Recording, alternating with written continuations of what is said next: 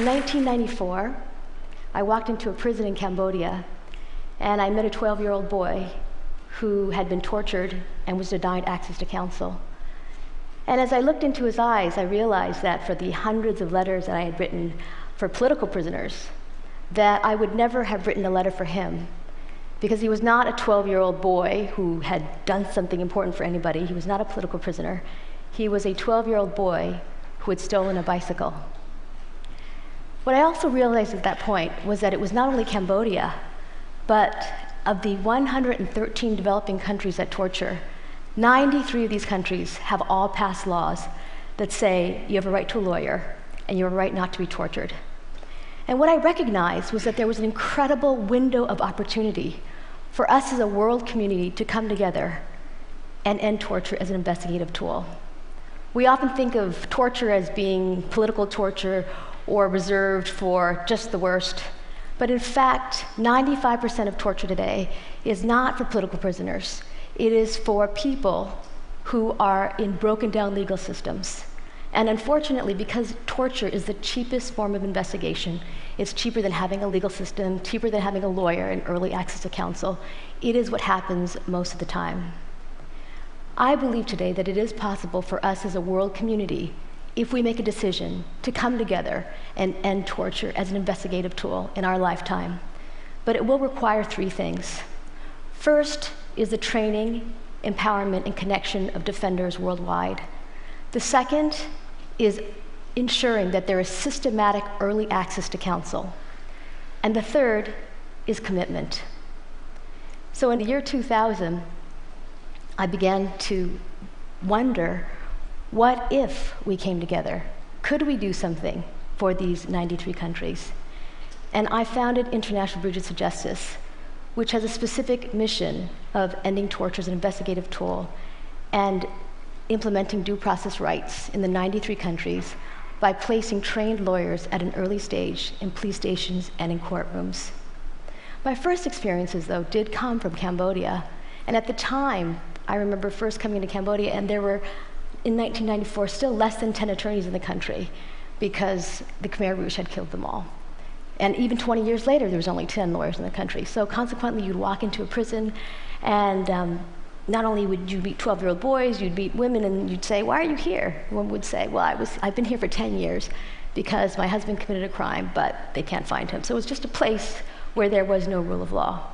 The first group of defenders came together, and I still remember, as I was training, I said, "Okay, what do you do for investigation?"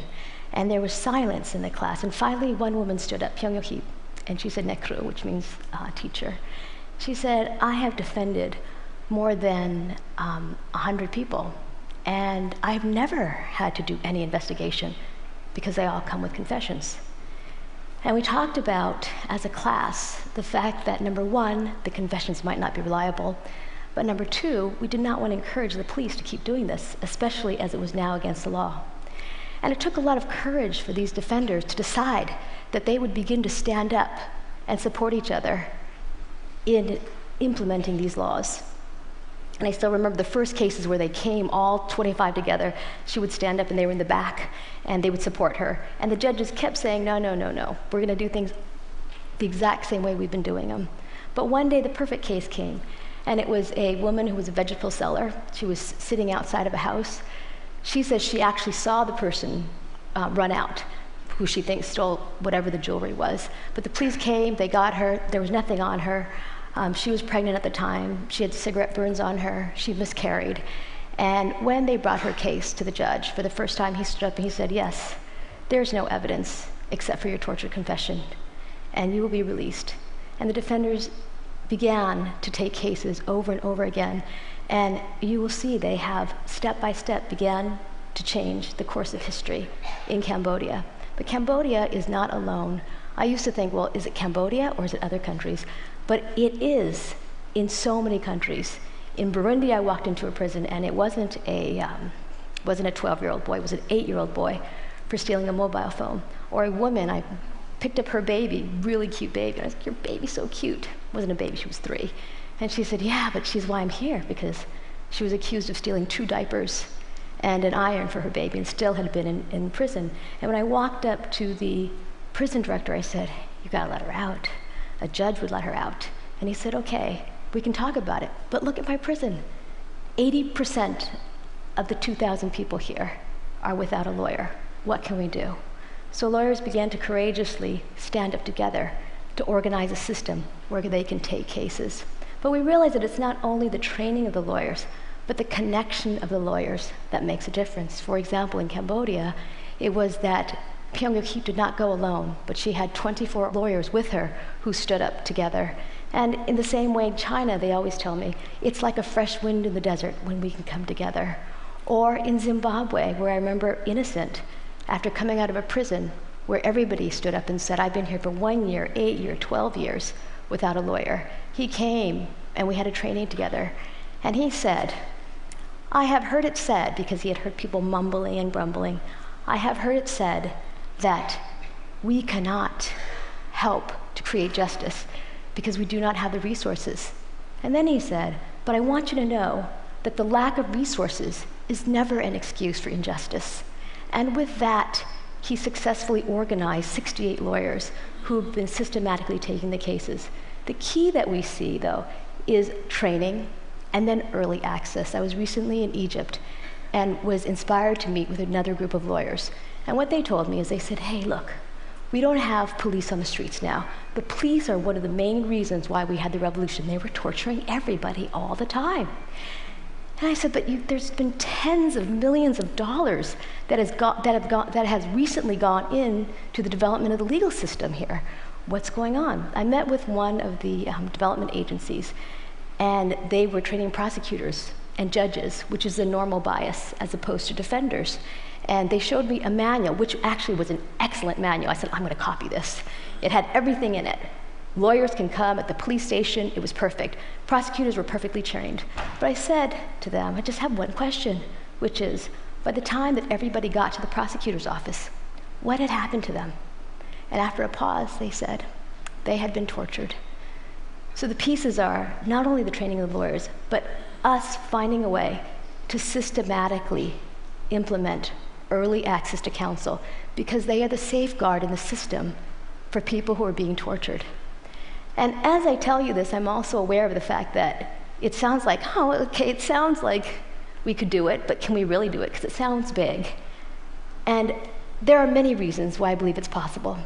The first reason is the people on the ground who find ways of creating miracles because of their commitment. It's not only Innocent, who I told you about in Zimbabwe, but defenders all over the world who are looking for these pieces. We have a program called Justice Makers, and we realize there are people that are courageous and want to do things, but how can we support them? So it's an online contest where it's only $5,000 if you come up with an innovative way of implementing justice. And there are 30 justice makers throughout the world, from Sri Lanka to Swaziland to the DRC, who with $5,000 do amazing things through SMS programs, through paralegal programs, through whatever they can do. And it's not only these justice makers, but people who we courageously see figure out who their networks are and how they can move it forward. So in China, for instance, great laws came out where it says police cannot torture people or they will be punished. And I was sitting side by side with one of our very courageous lawyers and said, how can we get this out? How can we make sure that this is implemented? This is fantastic. And he said to me, well, do you have money? And I said, no. And he said, that's okay. We could still figure it out. And on December 4th, he organized 3,000 members of the Youth Communist League from 14 of the top law schools who organized themselves, developed posters with the new laws, and went to the police stations and began what he says is a nonviolent legal revolution to protect citizen rights. So I talked about the fact that we need to train and support defenders. We need to systematically implement early access to counsel. But the third and most important thing is that we make a commitment to this. And people often say to me, you know, this is great, but it's wildly idealistic, never gonna happen. And the reason that I think that those words are interesting is because those were the same kinds of words that were used for people who decided they would end slavery or end apartheid. It began with a small group of people who decided they would commit. Now, there's one of our favorite poems from the Defenders, which they share from each other, is, "Take courage, friends. The road is often long, the path is never clear, and the stakes are very high. But deep down, you are not alone." And I believe that if we can come together as a world community to support not only Defenders, but also everyone in the system who is looking towards it, we can end torture as an investigative tool. I end always, because I'm sure the questions are, and I'd be happy to talk to you at any point, but what can I really do? Well, I would say this. First of all, you know what you can do. But second of all, I would leave you with the story of Vishna, who actually was my inspiration for starting International Bridges at Nessus. Vishna was a 4-year-old boy when I met him, who was born in a Cambodian prison in Kandal province. But because he was born in the prison, everybody loved him, including the guards. So he was the only one who was allowed to come in and out of the bars.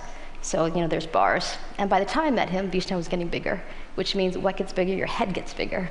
So he would come to the first bar, the second bar, and then the third bar, and then really slowly move his head so he could fit through and come back third, second, first. And he would grab my pinky. Because what he wanted to do every day is he wanted to go visit. Now, he never quite made it to all of them every day, but he wanted to visit all 156 prisoners. And I would lift him and he would put his fingers through. Or if they were dark cells, it was like iron corrugated and he would put his fingers through.